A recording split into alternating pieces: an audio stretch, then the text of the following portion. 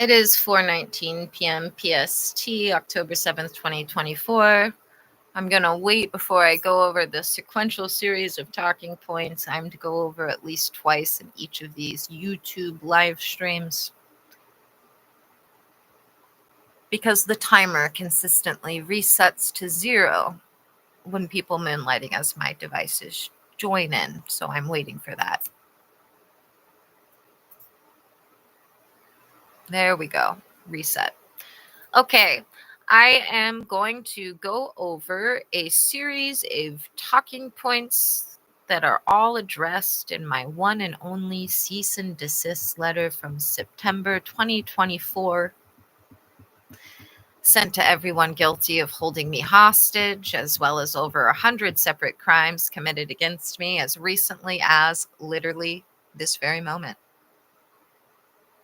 Not to be confused with the 5 to 7 cease and desist letters I had to send in September of last year, at the inception of needing to send cease and desist letters every month, not to then see things remedied, but rather to be the victim of crimes on average 5 days a week, up until I became their hostage 61 days ago.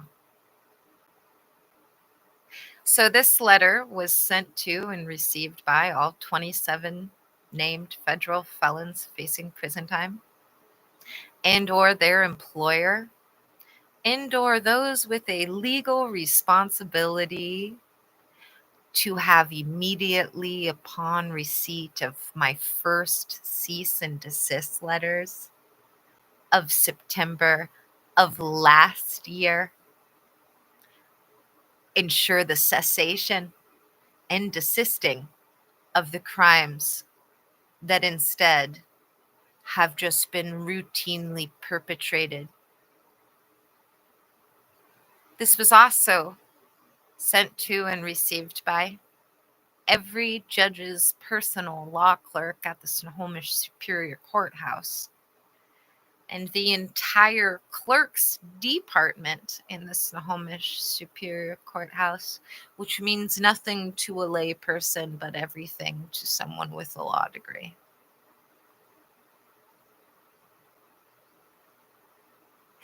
So I am going to make a few adjustments because the date is October 7th, 2024. It's 4:22 p.m. PST, I might add. This is a consensual recording of Mystic Gwen pursuant to the directions provided by the FBI.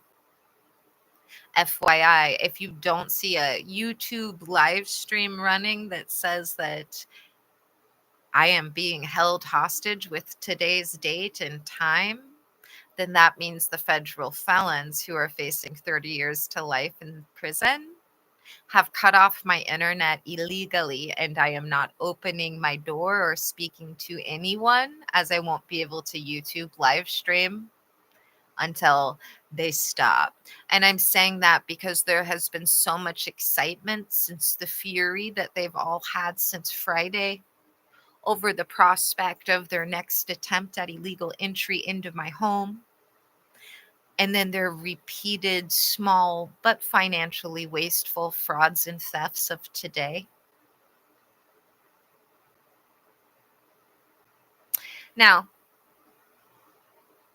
the adjustments and amendments that I will be putting forth in this email, which will be read verbatim, less these amendments, are as follows: the date, the time, the amount of days I've been held hostage, the amount of times that my sons have been kidnapped that I know of in the last amount of time that I'm going to have to edit.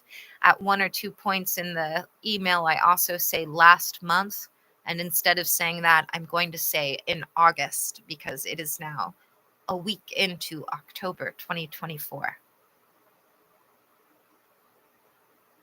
And the amount of money stolen from me since February 2nd, 2024, of which thousands are grants for research that had stipulations and requirements that I had to adhere to and achieve in order to be compensated. Thousands of dollars owed to me since March 19th, 2024, and research that I completed and full compliance with the requirements and stipulations therein for receipt of that money. Now, here's the subject line: FBI debrief and my final legal notice. To all of you guilty of being federal felons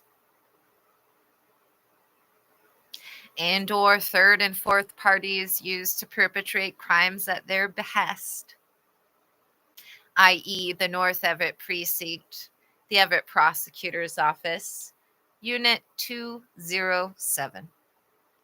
File this in all fraudulent legal cases you have involving my name, as I have not been legally served anything, and my sons have continued to be kidnapped for the 5th time in 5 weeks, concurrent with holding me hostage for a 61st day, owing me $17,000 stolen since February 2nd, 2024, and in retaliation to my 12 months of cease and desist letters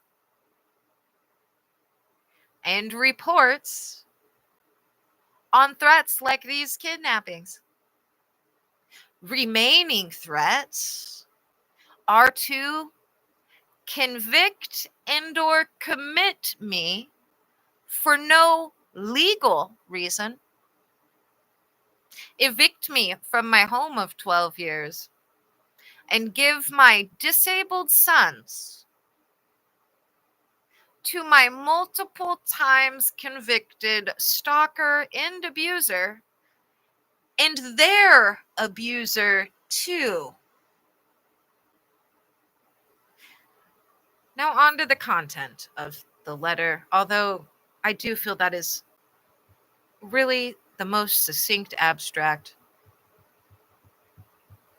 But let's get to the letter, because there are some nuances that, for whatever reason, the Federal Bureau of Investigations wants on record as having me repeat repeatedly every day that I'm held hostage, probably to determine how long of a sentence those in Unit 207 that continue to believe mistakenly that plausible deniability and fraudulently obtained sealed court orders are going to keep them out of prison. So here's that letter, the contents. To whom it may concern, I continue to be prevented from filing anything in the legal case that is 14 years old with my multiple times convicted stalker and abuser, and or any other case that has my name that I have not been legally served for.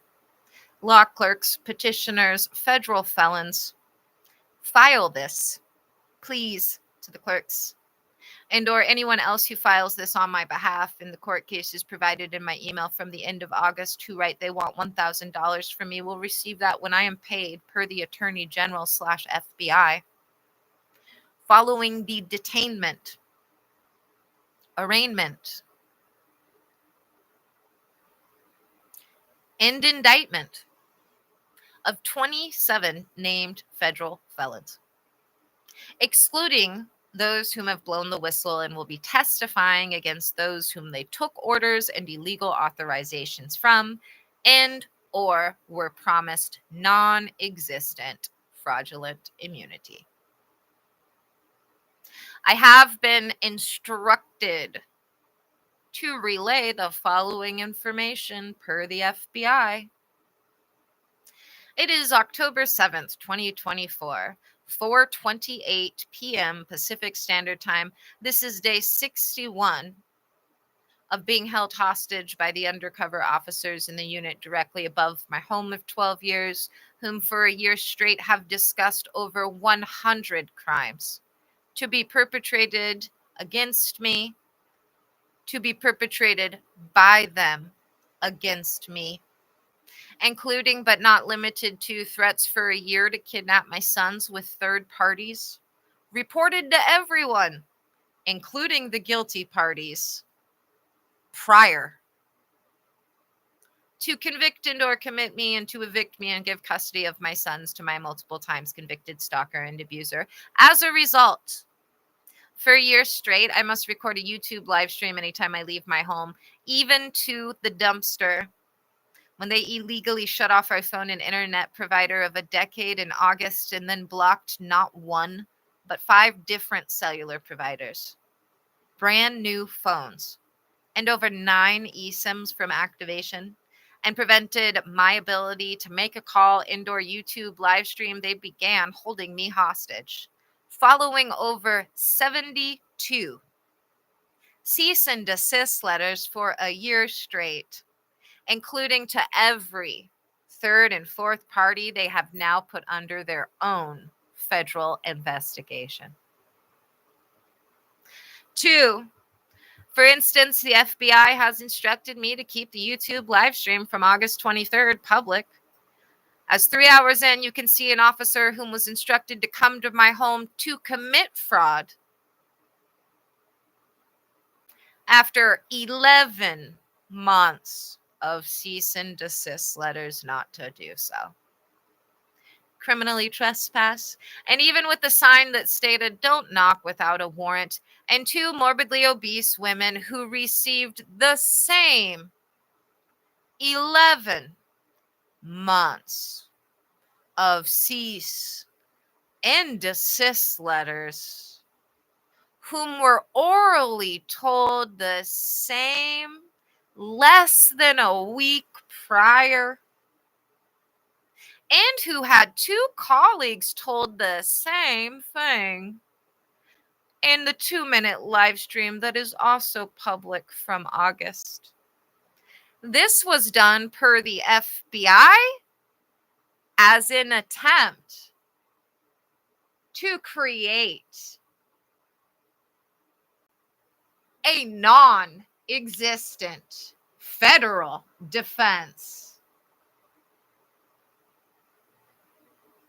and to further delay the thousands owed to me prior to my updated tort claim of August 14th. Brandon Gill is an officer I reported all of the officers in Unit 207 to. He was instructed / ordered to aid the North Everett Precinct Everett Prosecutor's Office by pretending / committing fraud that he sent a referral to them when they had been planning this for a year, and I have been reporting it for just as long. Ergo, he is now going to be arrested too, unless he has blown the whistle. Anne Marie Bauer is the HOA / property manager of my home of 12 years. As far as I know, she has done nothing lately that's illegal. But the FBI wants me to address that she is also under investigation and was also promised fraudulent, non-existent immunity to partake in crimes against me. Whether she declines or accepts that offer, I have not been told.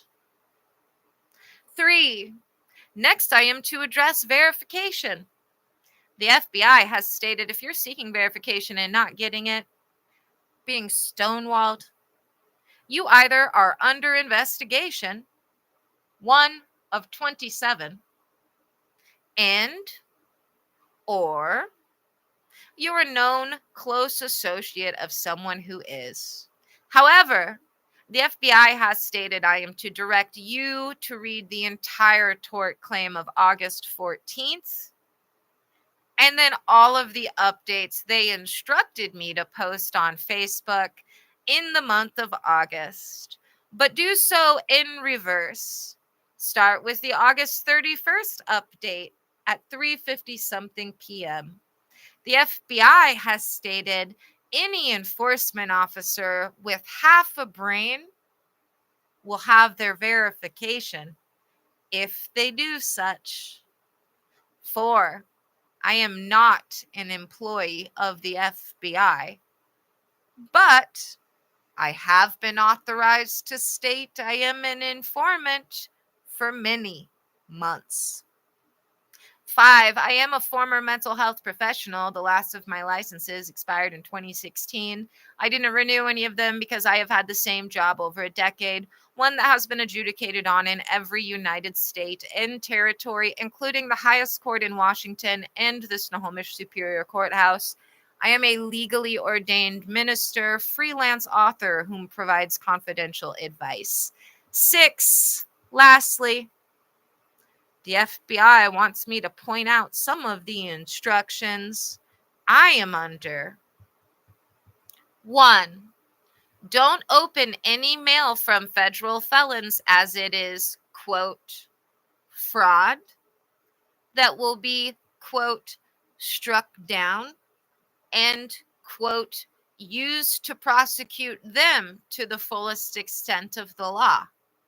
2, I am not to cooperate in any way, shape, or form with any federal felons, i.e., everyone who has been getting cease and desist letters since September of last year. Now, in closing, as stated previously, I cannot file anything because the federal felons upstairs, using fraudulently obtained sealed court orders for over a year to moonlight as my devices and cyber attack me, are preventing it. I need one or more of the people getting this to do the right thing and get this before any judge or commissioner. And if anyone getting this has not blown the whistle to the FBI, because like most people, you thought the police, prosecutors, affiliates were good people, remember, these people are facing 30 years to life in prison. It's 4:36 p.m. Pacific Standard Time, October 7th, 2024. This is a consensual recording of Mystic Gwen pursuant to the directions and directives of the FBI. And now that we've gone over that sequential series of talking points, we won't need to address them again for at least 8 hours, which I'm grateful for.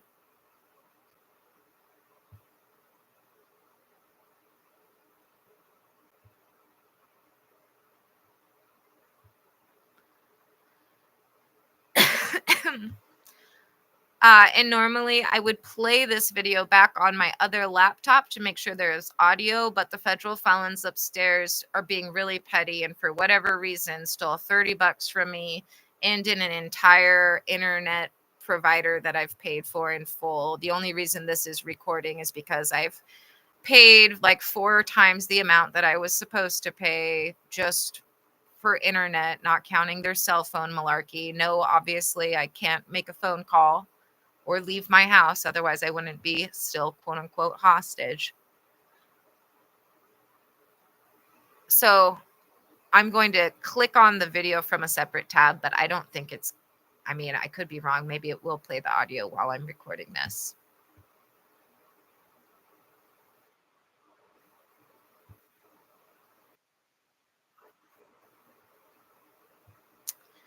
Yep, never mind. It worked.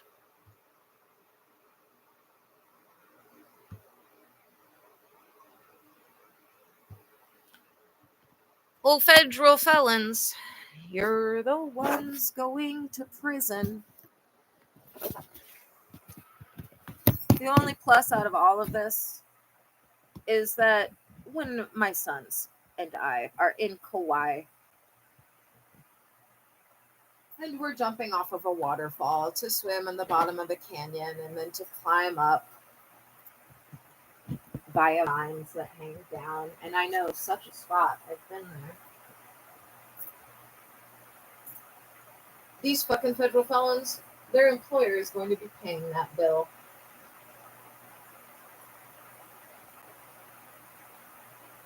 And that is where I am at.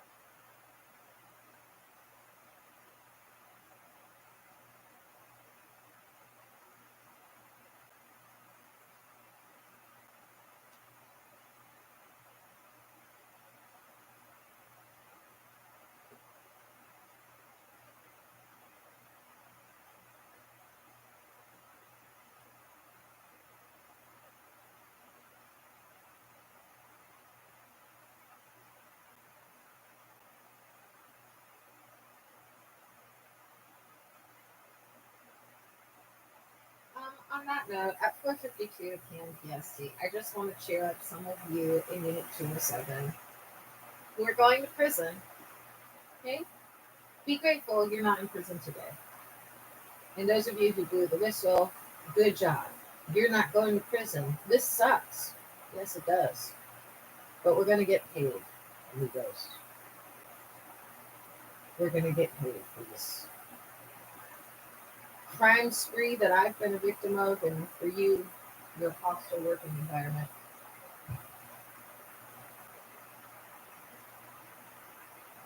Working with a bunch of fucking crazies who'd kill your ass and dump your body if they knew they could get away with it, and if they knew it meant they for sure want to go to prison, man.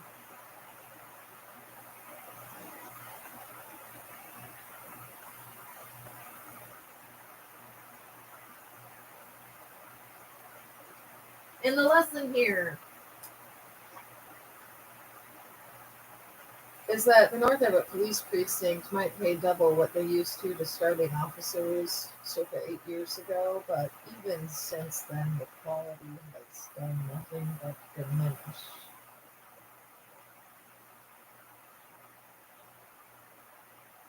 And also, you should never befriend and conspire with somebody who's been arrested over 100 times in 8 states for beating up men, women, children, having drugs, and driving drunk over 27 times.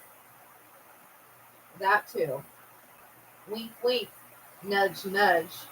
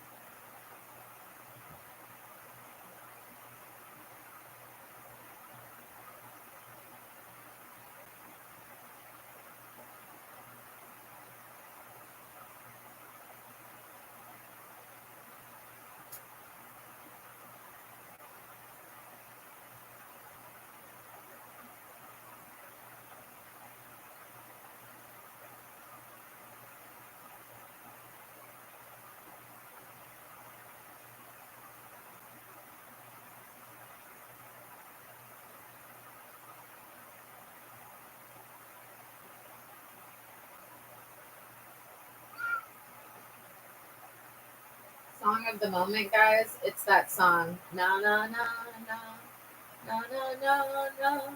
Hey. But the parody is duh da da da da da da da da da da da da. Sometimes I feel like the people in Unit 207 are like living, breathing Simpsons characters, guys. That's where I'm at.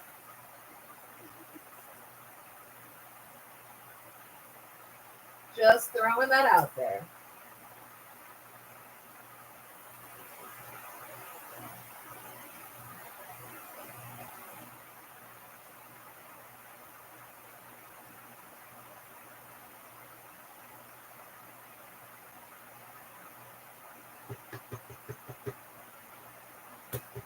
It's cool though.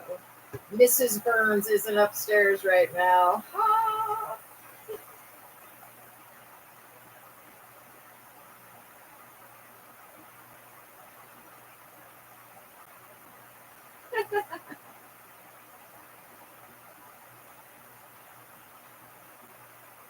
Pro tip, that's what she should go as for Halloween, guys. She should go as Mrs. Burns from The Simpsons.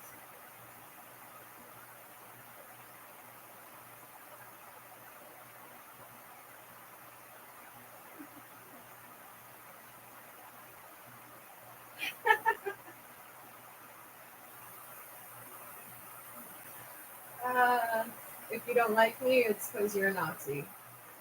Don't be anti-Semitic, everybody.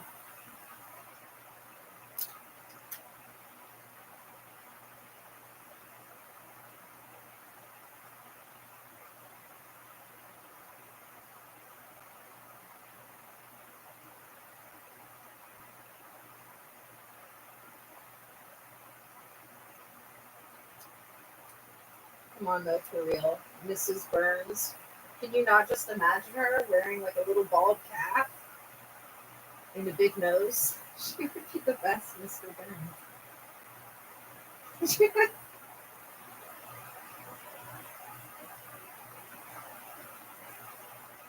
Dude.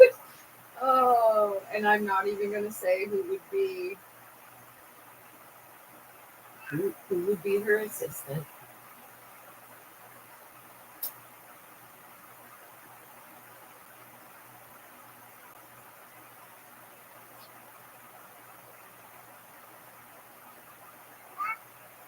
Da da da da da da da da da da da da.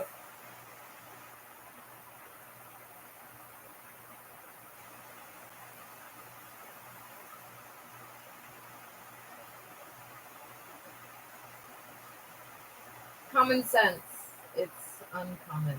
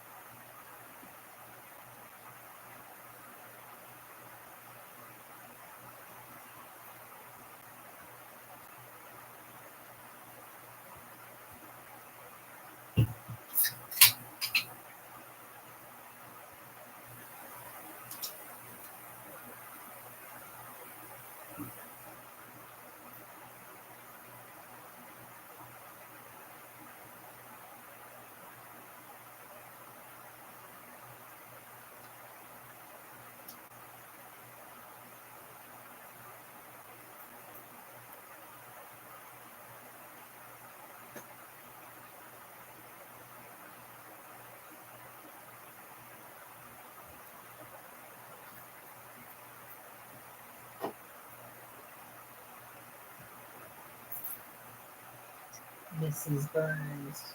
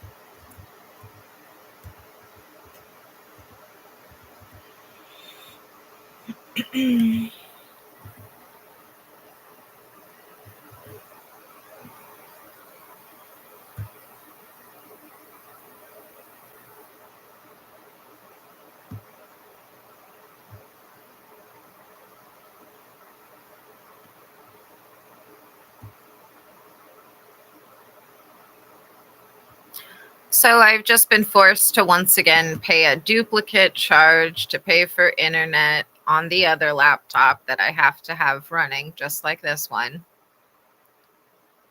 Those petty thefts really add up.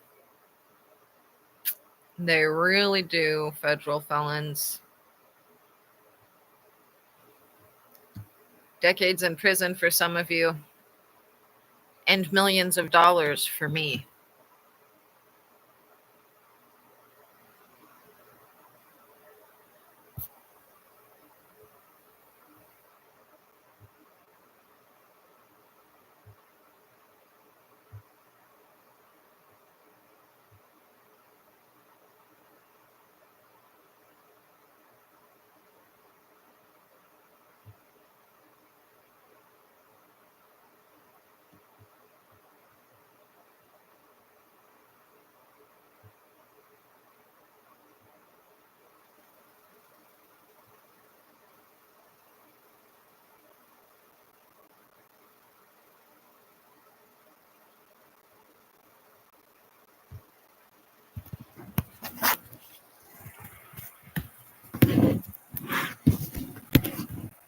You hate me because I'm a Jew, but it's alright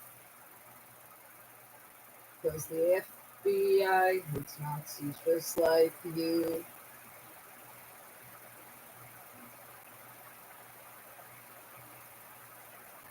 And if you don't know, now you know, Nazis.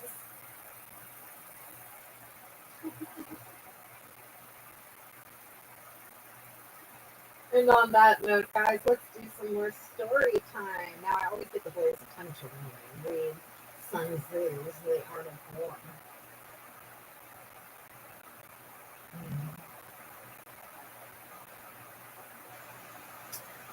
Four, tactical dispositions. You've already heard this. Let's go over it again, ladies and germs. One, the good fighters of old first put themselves beyond the possibility of defeat, and then waited for an opportunity of defeating the enemy. Two, to secure ourselves against defeat lies in our own hands, but the opportunity of defeating an enemy is provided by the enemy himself.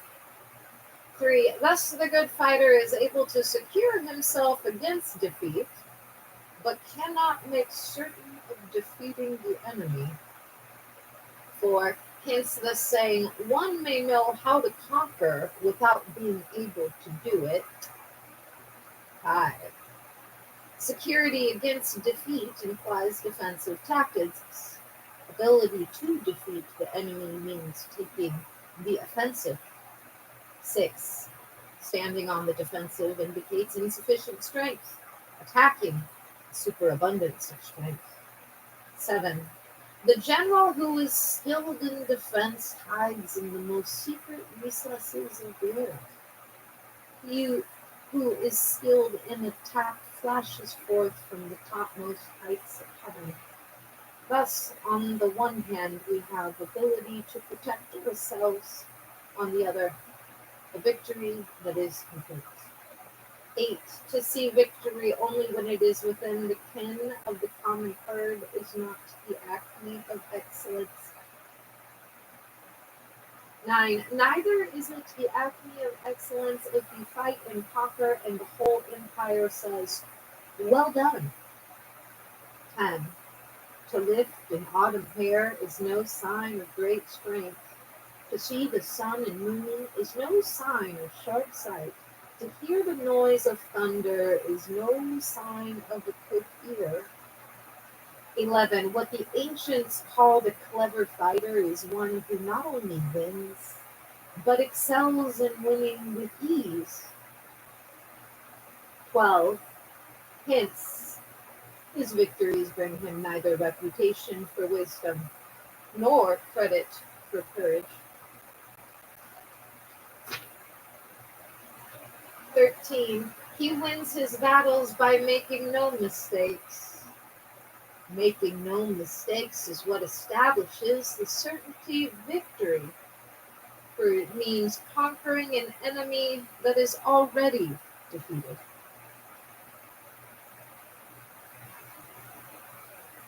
14. Hence, the skillful fighter puts himself into a position that makes defeat impossible and does not miss the moment for defeating the enemy.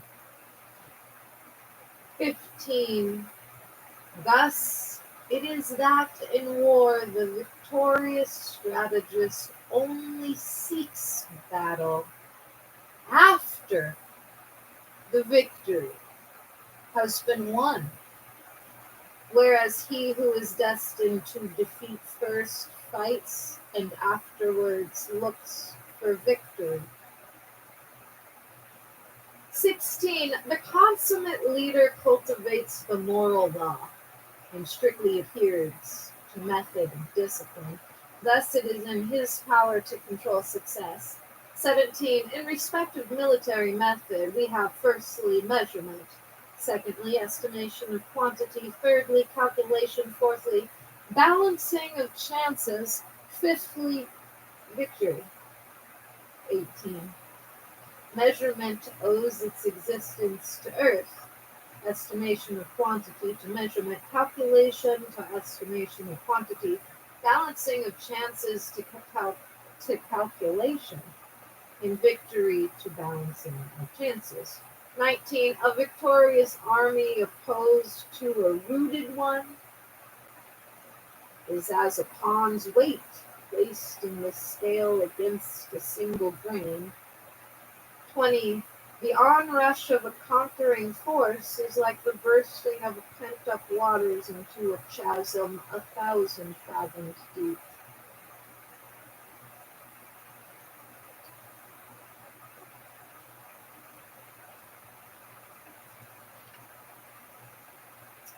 Now let's go to one that the federal felons have failed at for their year and, in some instances, decade-plus attempts. 1. Laying plans. 1. The art of war is of vital importance to the state. 2. It is a matter of life and death, a road either to safety or to ruin. Hence, it is a subject of inquiry that can on no account be neglected. 3. The art of war, then, is governed by 5 constant factors to be taken into account in one's deliberations when seeking to determine the conditions obtaining in the field. 4. These are 1. The moral law. 2. Heaven. 3. Earth. 4. The commander. 5. Method and discipline. 5. The moral law causes the people to be in complete accord with their rulers, so that they will follow him regardless of their lives, undismayed by any danger. 7. Heaven signifies night and day, cold and heat, times and seasons. 8. Earth compromises distances, great and small, danger and security, open ground and narrow passes, the chances of life and death. 9. The commander stands for the virtues of wisdom, sincerely, benevolence, courage, and strictness. 10.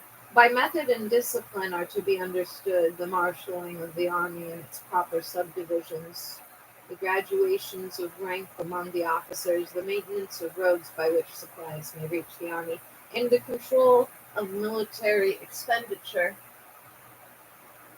11. These 5 heads should be familiar to every general. He who knows them will be victorious.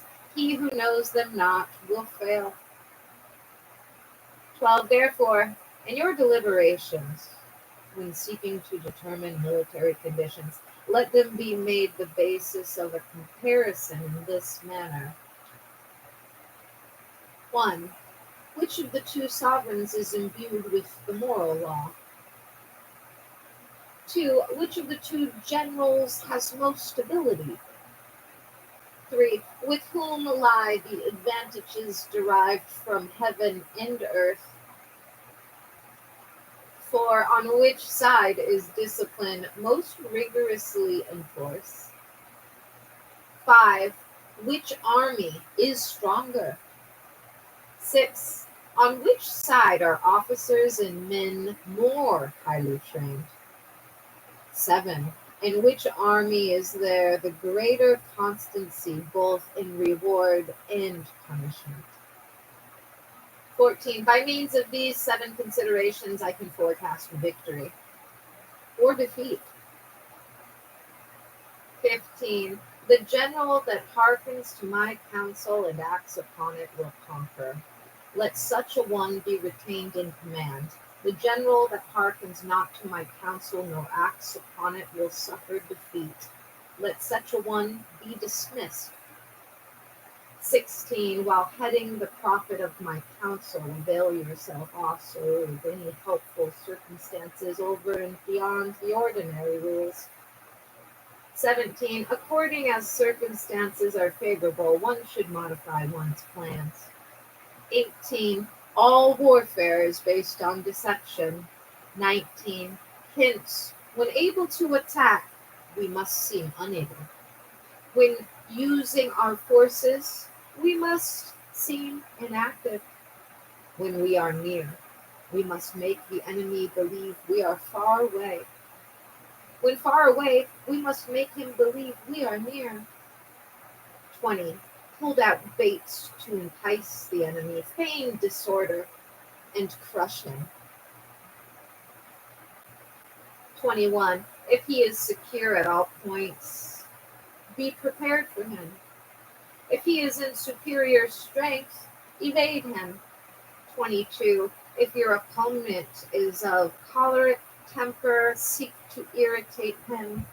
Pretend to be weak, that he may grow arrogant. 23. If he is taking his ease, give him no rest. If his forces are united, separate them. 24. Attack him where he is unprepared. Appear where you are not expected. 25. These military devices leading to victory must not be divulged beforehand. 26. Now the general who wins a battle makes many calculations in his temple before the battle is fought. The general who loses the battle makes but few calculations beforehand. Thus do many calculations lead to victory and few calculations to defeat. How much more no calculation at all? It is by attention to this point that I can foresee who is likely to win or lose. 2. Waging war. 1. In the operations of war, where there are in the field 1,000 swift chariots, as many heavy chariots, and 100,000 mail-clad soldiers with provisions enough to carry them 1,000 lie, the expenditure at home and at the front, including entertainment of guests, small items such as glue and paint, and sums spent on chariots and armor, will reach the total of 1,000 ounces of silver per day. Such is the cost of raising an army of 100,000 men. 2. When you engage in actual fighting, if victory is long in coming, then men's weapons will grow dull, and their ardor will be damped. If you lay siege to a town, you will exhaust your strength. 3. Again, if the campaign is protracted and the resources of the state will not be equal to the strain. Now, when your weapons are dulled, your ardor dampened, your strength exhausted, and your treasure spent, other chieftains will spring up to take advantage of your extremity. Then no man, however wise, will be able to avert the consequences that must ensue. 5. Thus, though we have heard of stupid haste in war, cleverness has never been seen associated with long delays. 6. There is no instance of a country having benefited from prolonged warfare. 7. It is only one who is thoroughly acquainted with the evils of war that can thoroughly understand the profitable way of carrying it on. 8. The skillful soldier does not raise a second levy, neither are his supply wagons loaded more than twice. 9. Bring war material with you from home, but forge on the enemy, thus the army will have food enough for its needs. 10. Poverty of the state causes an army to be maintained by contributions from a distance. Contributing to maintain an army at a distance causes the people to be impoverished. 11. On the other hand, the proximity of an army causes prices to go up. High prices cause the people's substance to be drained away. 12. When their substance is drained away, the peasantry will be afflicted by the heavy exactions. 13. With this loss of substance and exhaustion of strength, their homes of the people will be stripped bare, and 3/10 of their income will be dissipated. While government expenses for broken chariots, worn out horses, breastplates and helmets, bows and arrows, spears and shields, protective mantles, drought, oxen, and heavy wagons will amount to 4/10 of your total revenue. 15. Hence, a wise general makes a point of forging on the enemy. 1 cartload of the enemy's provisions is equivalent to 20 of one's own, and likewise a single shoulder load of his provender is equivalent to 20 from one's own store. 16. Now, in order to kill the enemy, our men must be roused to anger. That there may be advantage from defeating the enemy, they must have their rewards. 17. Therefore, in chariot fighting, when 10 or more chariots have been taken, those should be rewarded who took the first. Our own flags should be substituted for those of the enemy, and the chariots mingled and used in conjunction with ours. The captured soldiers should be kindly treated and kept. 18. This is called using the conquered foe to augment one's own strength. 19. In war, then, let your great object be victory, not lengthy campaigns. 20. Thus it may be known that the leader of armies is the arbiter of the people's fate, the man on whom it depends whether the nation shall be in peace or peril. 3. Attack by stratagem. 1. In the practical art of war, the best thing of all is to take the enemy's country, whole and intact. To shatter and destroy it is not so good. So too it is better to recapture an army entire than to destroy it. To capture a regiment, a detachment, or a company entire than to destroy them. 2. Hence to fight and conquer in all your battles is not supreme excellence. Supreme excellence consists in breaking the enemy's resistance without fighting. 3. Thus, the highest form of generalship is to balk the enemy's plans. The next best is to prevent the junction of the enemy's forces. The next in order is to attack the enemy's army in the field. And the worst policy of all is to besiege brick houses. 4. The rule is not to besiege brick houses if it can possibly be avoided.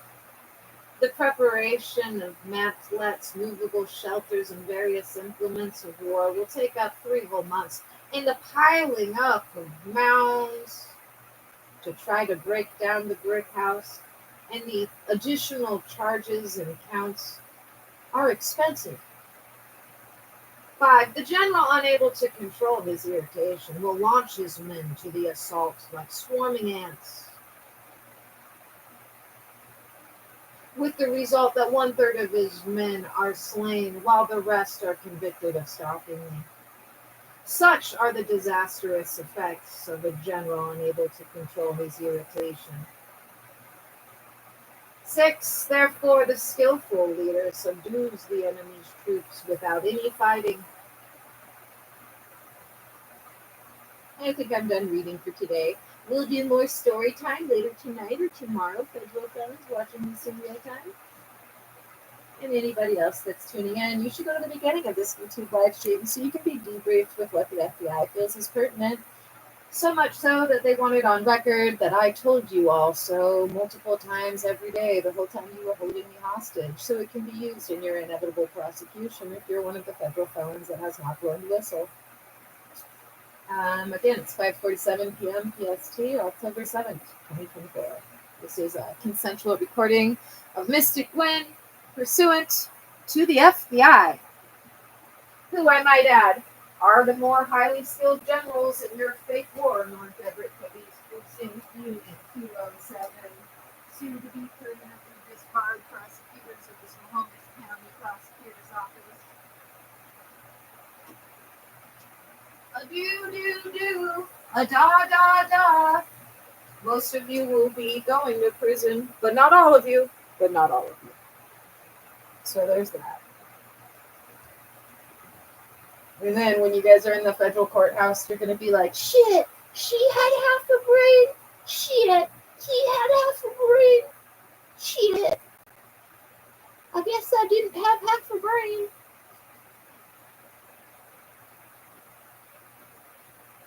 And on and on and on and on.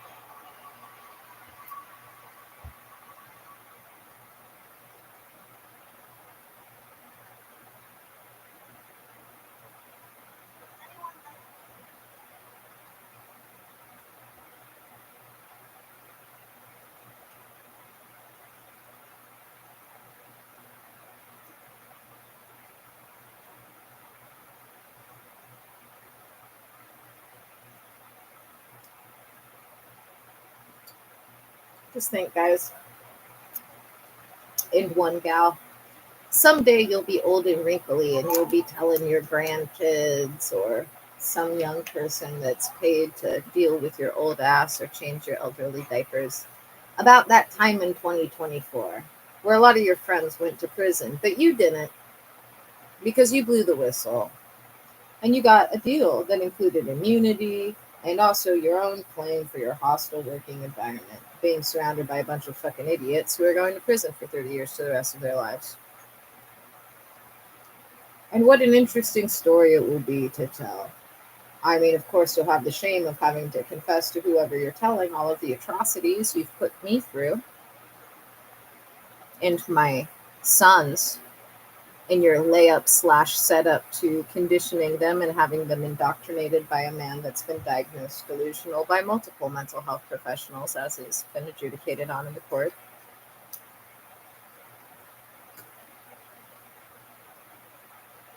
Anyway, it'll be an interesting story.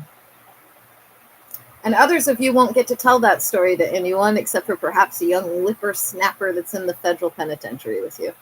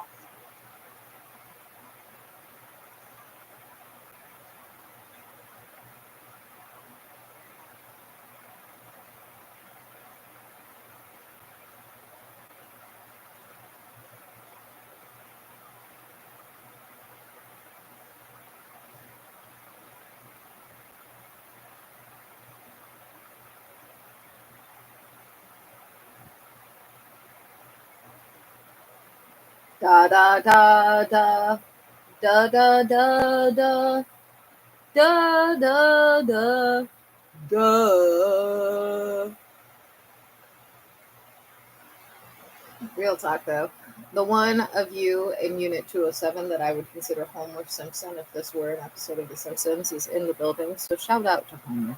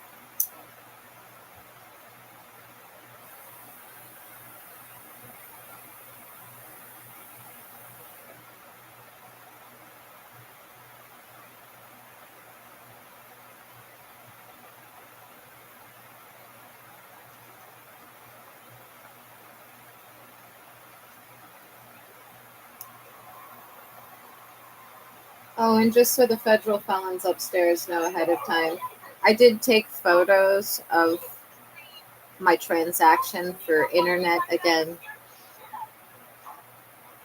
today, including the email and the phone number. So if you do this crime again next month that you've done this month and in September and in August, making me pay over and over and over again for internet,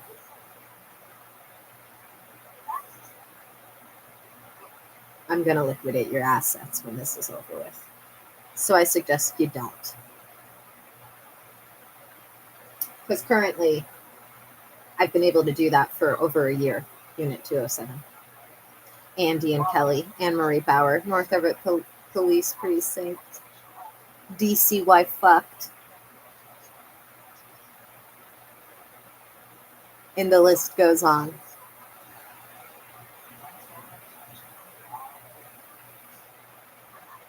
And remember, everybody, it's October, and here are some extra quotes from the FBI. What has the FBI said explicitly about Unit 207? Say the quote with me. Quote, "They are not nearly as smooth as they like to imagine." And what has the Seattle FBI field office had to say about the North Everett Police Precinct? Quote, "The precinct of fraudsters?" Quote, "Most officers take an oath to serve and protect. The North Everett Precinct takes an oath to abuse and deflect." Quote, "That constitutes domestic terrorism." Quote, "There will be an exodus at the North Everett Police Precinct."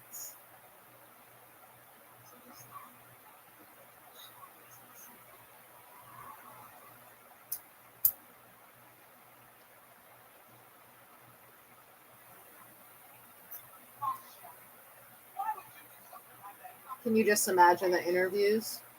Well, I think I should be allowed to keep being a cop. Never mind that I terrorized this woman, stalked her, stole thousands and thousands of dollars from her, harassed her every week, kidnapped her kids after I set the kids up to be mad at her and not trust her, conspired with her multiple times, convicted stalker and abuser, and an extortionist, then told the court a bunch of times during our repeated attempts at creating more fraud for our non-existent criminal defense that she had no credibility at all because of our plausible deniability. Yeah, those are the reasons I should be an officer. Yeah. You guys are so fucked. You have no idea. Those of you that blow the whistle, it's good that you blew the whistle. But at the same time, you should really lose your jobs. You won't because you're going to be offered immunity. But really, disgusting people. Disgusting.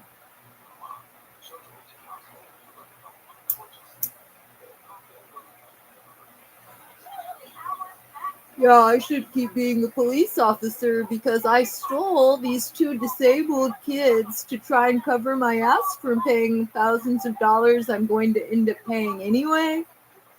And then gave them to this guy that's been arrested over 100 times in 8 states for beating up men, women, children, pregnant strangers, and who tried to kill his kids a few times. Well, I kidnapped the kids from the mom after a year of terrorizing her. And then I gave them to that guy. I'm a good guy.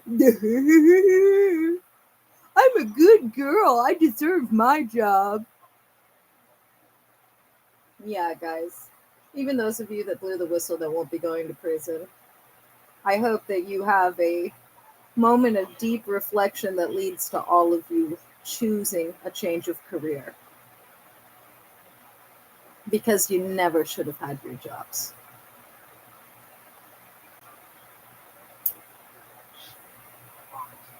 And on that note, does anybody know where my sons are sleeping? I don't. Oh, that's right. Because you didn't want to take any accountability. They're wherever you chose for them to be. federal felons.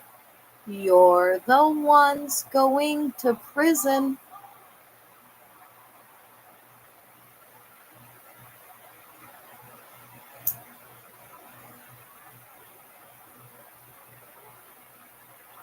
Professional child abusers, professional hostage holders, professional fraudsters, professional stalkers, professional cyber attackers, professional thieves,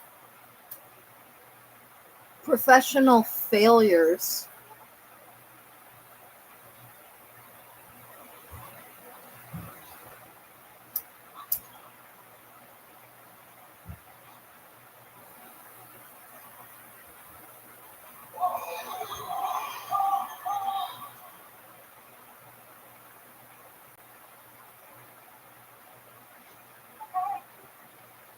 Unless we forget, you're all professional domestic terrorists because of the quantity of third and fourth parties and co-conspirators you've utilized for the last 13 plus months.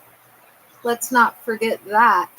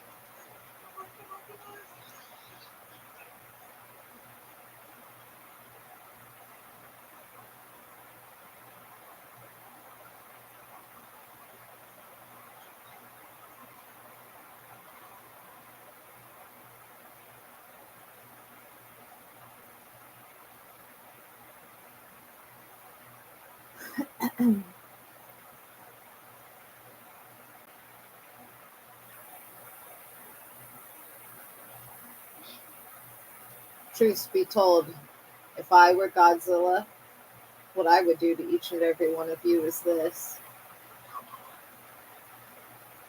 When you died, I would have you come back and live the life that I've lived. That's what I would do if I was God. I'd force you to be me so you could experience directly what you've done.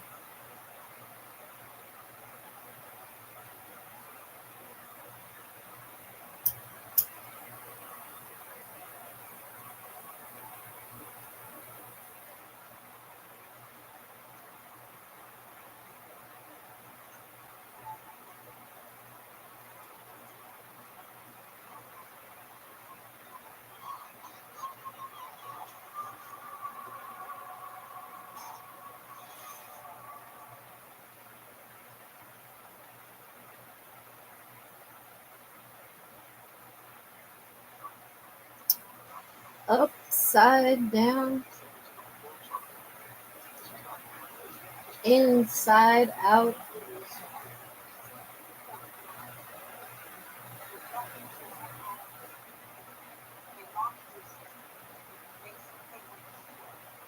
Round and round,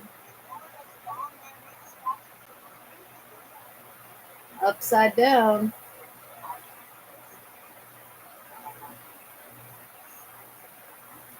inside out.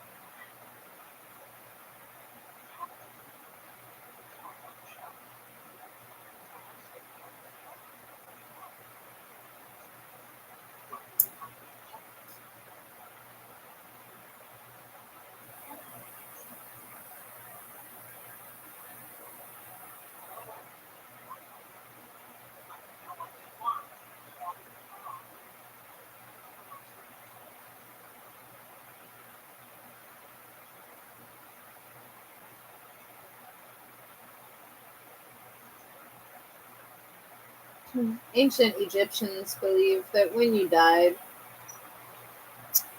eventually your heart was taken out of your body if it wasn't removed by the professionals. And then it was placed on a scale next to a feather. And then a large dog, determined whether or not the heart weighed less than the feather. And in order for the heart to weigh less than the feather, the person had to not be a fascist, Nazi, conspirator, professional, corrupt officer of any capacity. If your heart weighed more than the feather, whoa.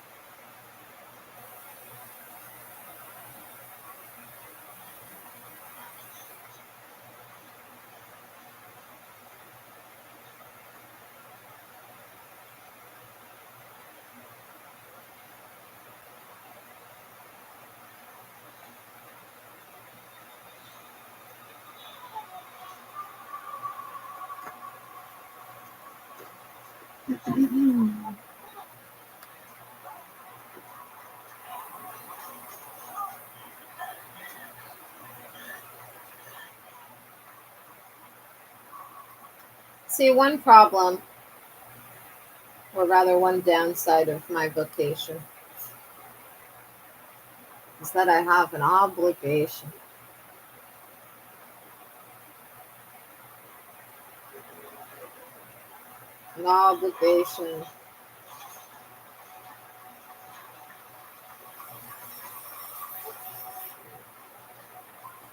to accept the worst of the worst among humankind.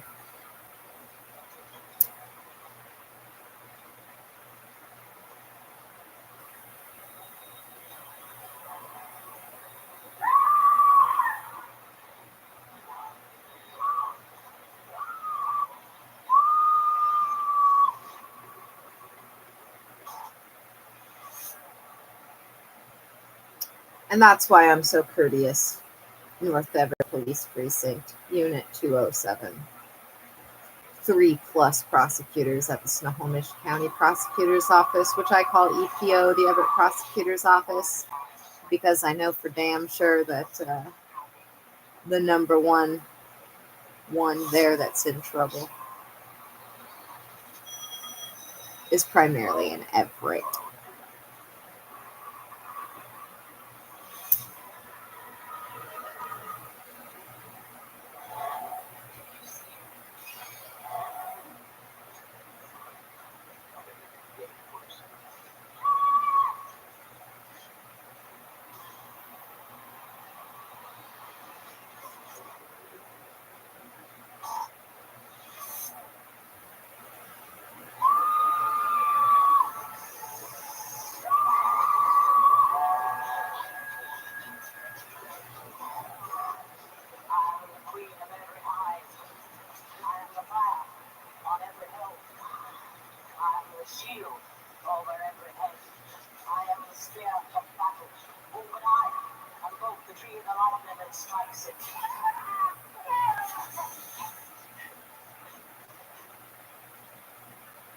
Weird.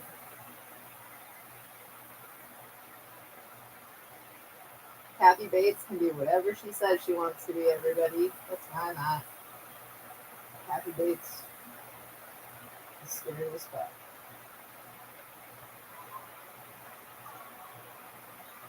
I feel like I'd listen to anything Kathy Bates barked at me. Three backpackers followed a mysterious Austrian named Carl Rebecca into the Bolivian rainforest, lured by the promise of adventure. But after a few weeks of slogging through the jungle, the party agreed to split up. Two of the men, Carl and another backpacker named Marcus Sam, retreated back to civilization. But Yossi Ginsburg and Kevin Dale...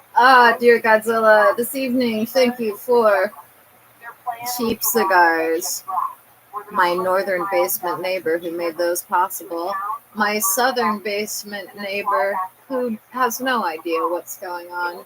And bless her little heart, I'm not going to inform her because she would be so disappointed. And she knows that I know that her two best friends both died, and now everyone that's around her is just a money-hungry fucking leech.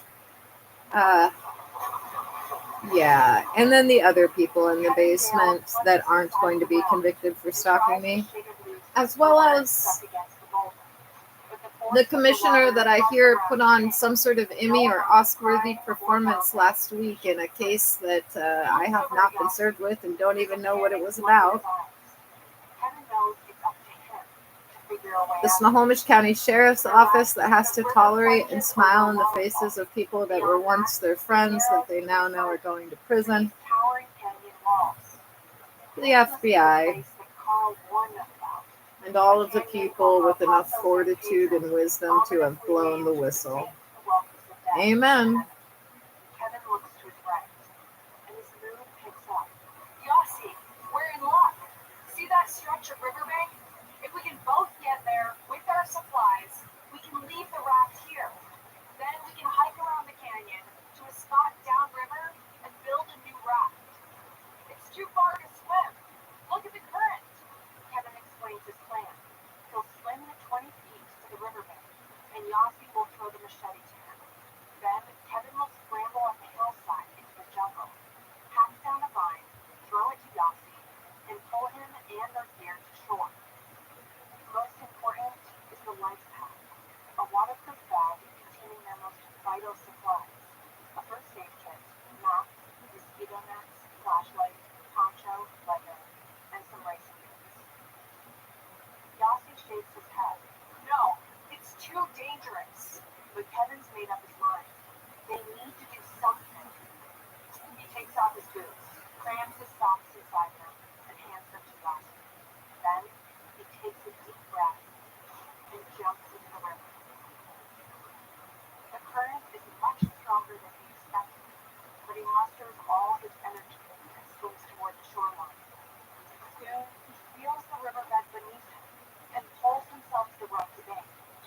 He looks back and sees that the current has pushed him 25 yards downstream. Yossi is yelling at him above the roar of the rapids. Kevin! Raft is moving! Kevin! Kevin races back up the narrow shoreline, jumping from rock to rock. Quick, Yossi! Throw me my shoes! With his free hand, Yossi throws one shoe at a time toward Kevin. They land with a thump on the riverbank. Now the machete! Throw me the machete! Kevin steps aside as the machete spins in the air, the sunlight glinting off the metal, until it clatters onto the rocky shore. Kevin grabs the machete and looks back at Yossi. His friend is reaching toward him with his free hand, like he's trying to close the 20-foot distance between them. Kevin! You're leaving me! Kevin can see that the raft is wobbling against the rock. It's about to break loose. Hang on, Yossi! The raft is going to slide to the left, and you're going to go over that waterfall. So hang on tight. Are the boys with Erica the extortionist still? Oui, oui. Don't let go! Then, in one abrupt motion, the raft jerks free from the rock, and Kevin sees it. And Better Erica the extortionist, but if Erica the extortionist isn't getting any money, she'll be hand delivering those boys to him so she doesn't have to keep wasting money to keep up with the illusion. Which is unfortunate, because if John wasn't owned by her as he is, he wouldn't. At least he wouldn't have previously. I don't know how desperate they are for an additional 200 grand. You know, it's such a big deal.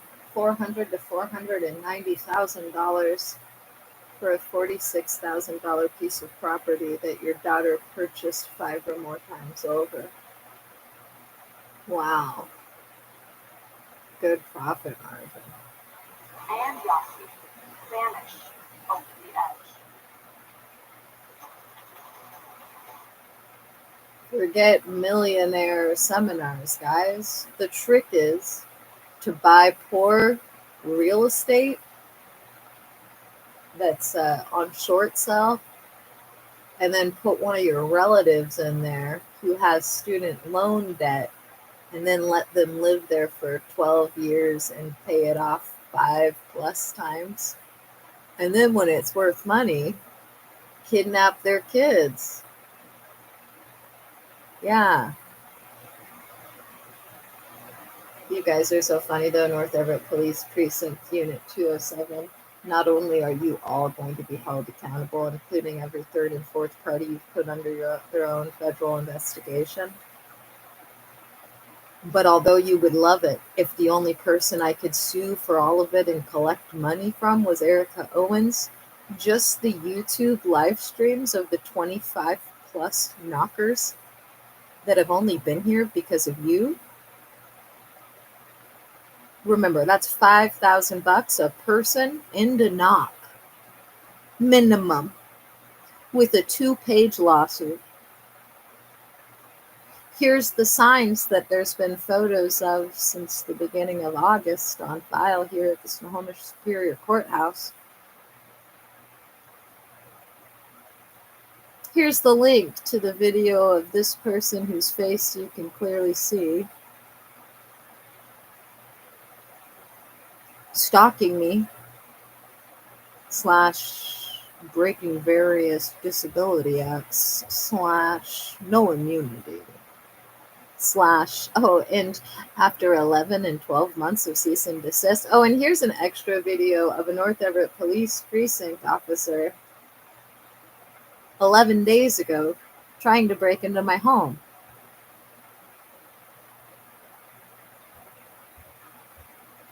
Again, just a reminder, federal felons, it's October 7th. This is your final month of winning longer prison sentences.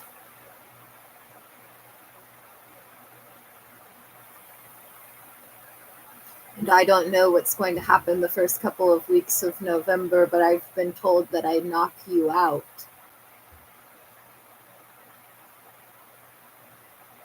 And I don't know if that will be after you're detained or after I'm released from being your hostage. But that's what I was told. I was told by the middle of November, I knock you out.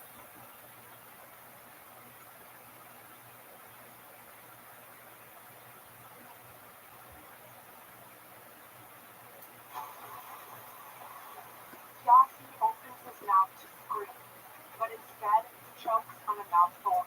And then I was told after that I can decide whether or not every single month for the next 3 years that supersede the middle of November, I can sue a different individual with a 2-page lawsuit and collect thousands of dollars every month.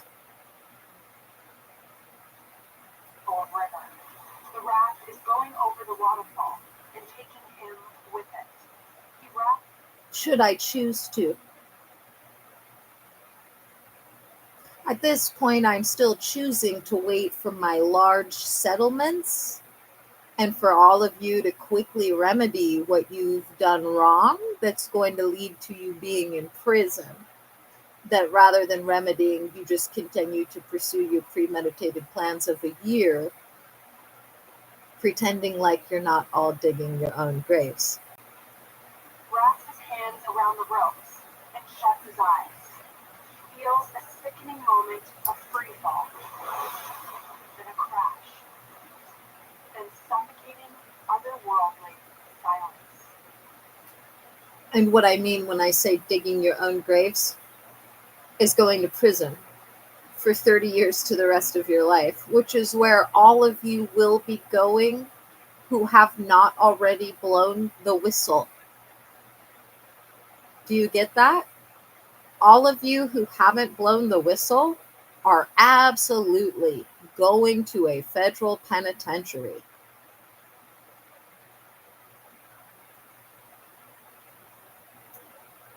He's underwater. He opens his eyes and sees nothing but darkness. His lungs burn, and he's still gripping the ropes. Is he upside down? Is the raft completely submerged? He can't tell. Suddenly, the river spits him to the surface. He gasps in relief, still clinging to the raft. He turns his head. Kevin is racing along the riverbank behind him. But Yossi guesses he must be at least 100 yards away.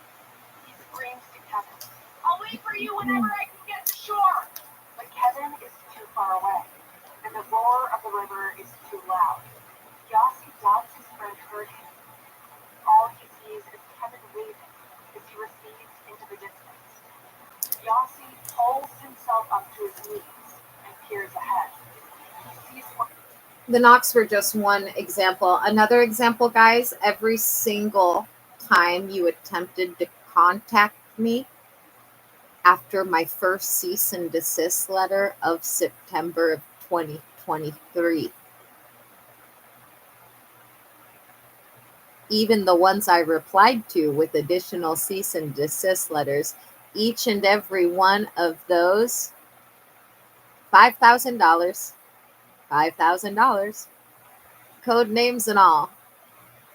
I know some of you will be shocked to learn this, but yes, I know how to file a subpoena. Of course.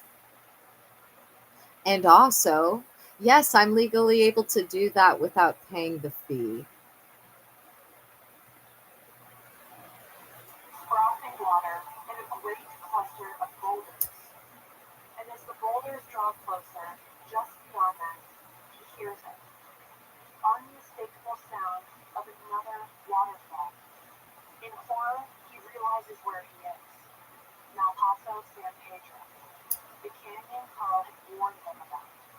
The one no one has ever made it through alive.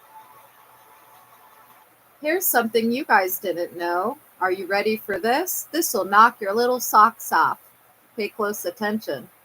I'm also able to meet with any commissioner or judge at the Snohomish Superior Courthouse via a reasonable accommodation request before or after any hearing I've not been legally served with, simply upon a request. And I can stipulate in that request that they have 72 hours or 3 business days to respond, and they legally have to. At which point I am legally allowed as well, because of my status as being a legally ordained minister, which in the eyes of Washington state courts has been adjudicated to mean I am considered a member of the clergy, to meet with them in chambers via Zoom.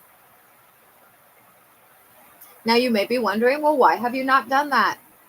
Because you're still holding me hostage. When my sons return here, it's going to be imperative for their best interests that the following is occurring. 1, their phones that you illegally and criminally shut off in August to force my autistic child to escalate and regress and have a horrible tantrum upon his return after you had him kidnapped for the first actionable kidnapping over a 6-day period of time on August 17th. They need to come back here with their phones working, the internet working for Garrett to have access to his Xbox. They need to return here without any potential of my multiple times convicted stalker and abuser and or Erica the extortionist kidnapping them again, and or saying anything at all about me, period. And it would really be in their best interest for them to be back here and to have no interaction with either of those adults for at least 10 solid days. But since you're holding me hostage, I haven't put forth that request yet because, as I've stated previously, in the event of an emergency, I literally cannot leave my house right now because of you federal felons. And I know in your minds this is good because you can get a bunch of fraudulent things on the record for that, what the FBI has called, quote, non-existent federal defense.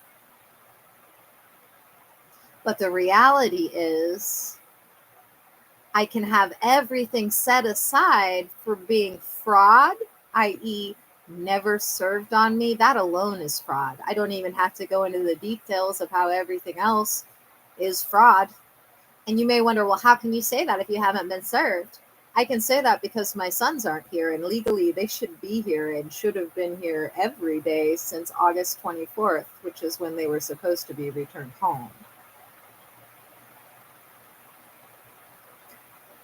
Via every statute, state and federal.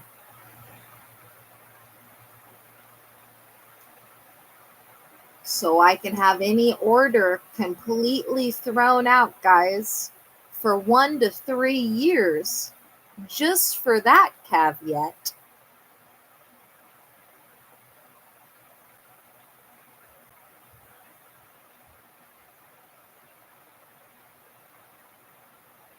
Anyway, hopefully you blew the whistle. If not, when you're in prison, I will absolutely send you a Hanukkah card every year.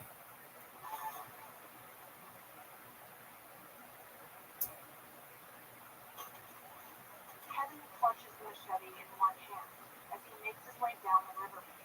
He breathed a sigh of relief when he saw Yossi surface after disappearing over the waterfall. But now his friend has vanished again around the bend. The river is so fast, he figures that Yossi must be half a mile downstream by now. Kevin quickens his pace, leaping from rock to rock. Night is falling, and the riverbank is now so narrow and steep he can barely keep going without risking a tumble into the water. He looks across the river. There's more of a shoreline on the other side, at least enough that he can keep walking downstream.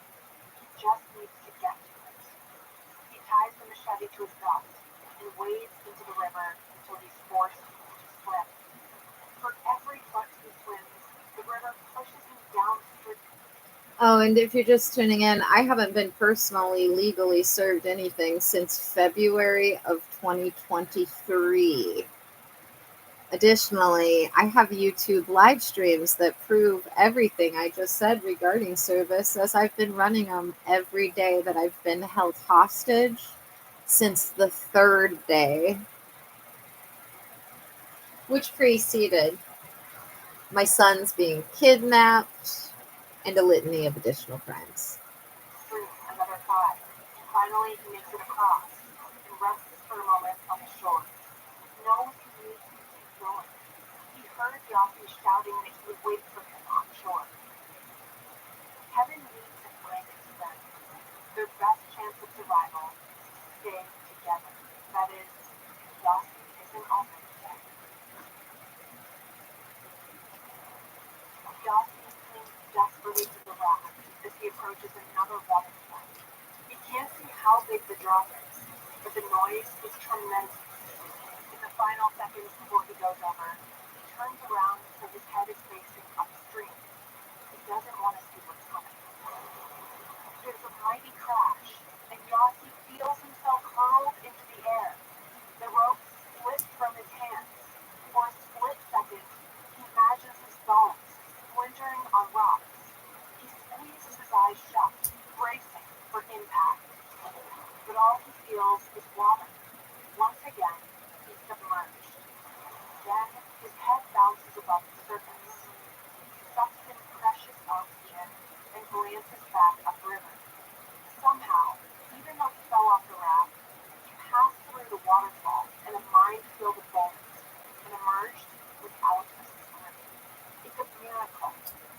looks downstream and sees the raft just a few feet away. The ropes holding the logs together have loosened, but it's still more or less intact. He swims to it and struggles forward. Then he sees the life pack and feels a jolt of fear. The pack has come loose from where it was tethered to the raft and is sliding into the water. The life pack is just that. It's life. It's where Kevin stowed all their most important survival needs, and Yossi can't afford to lose it. He reaches out to grab it, but it's too late. It slips from his grasp and splashes to the river. Yossi watches as the life pack bobs in the water behind him, trying not to take his eyes off it. But the raft is traveling faster than the life pack. Soon he rounds a bend in the river, and the pack disappears from view. Did it get caught on something, or is it still bobbing along somewhere behind him? Yossi decides he needs to stop as soon as possible, so he can either wait for the life pack to catch up, or go back to look for it. But the current is still too strong, and the whitewater is too violent. He can't stop the raft. He doesn't dare get on. He has no choice but to let himself be swept further and further downriver. Finally, after what feels like an eternity, the whitewater subsides, and the current starts to weaken. The late afternoon sun illuminates strips of shoreline. Also, when you set something aside from fraud, it's sort of an unwritten rule that you're instantaneously entitled for punitive damages.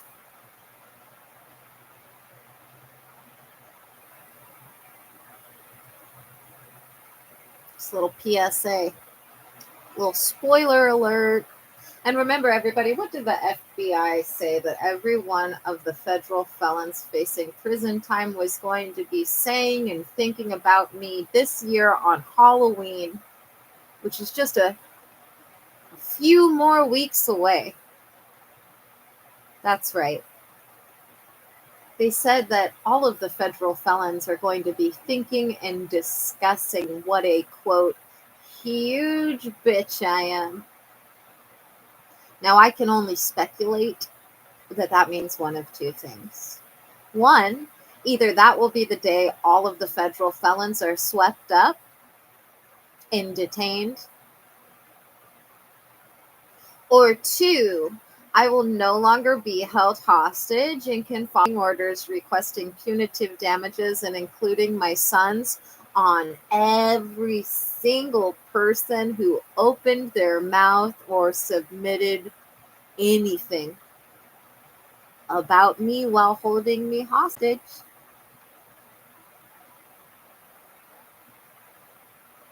Now that's speculation, but it's based on the fact that everyone that knows me knows that I'm fine with being called a bitch, because in 1970, that word meant a female dog who had puppies, and it meant an honest woman. And everyone that has ever called me a bitch has always said it immediately after I state a fact. And that's been true for decades. But again, I can only speculate.